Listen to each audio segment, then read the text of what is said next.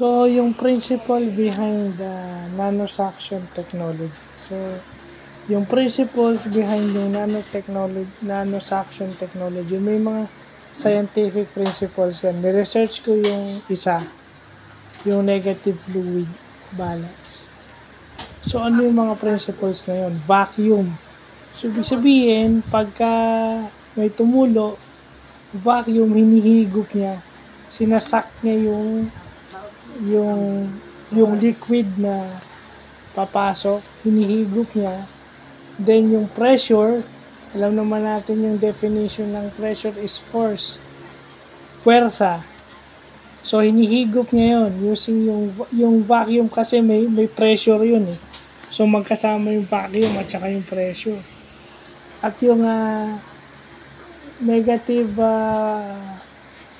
fluid is yung gaano karaming fluid o liquid yung natatapon dun sa thermoplastic polyurethane.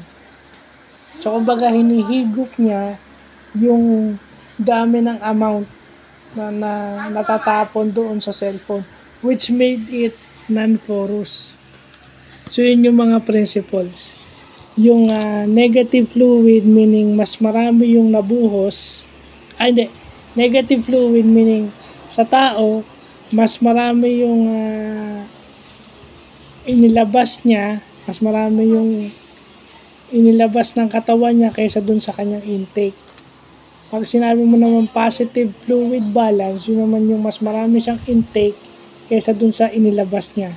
Okay?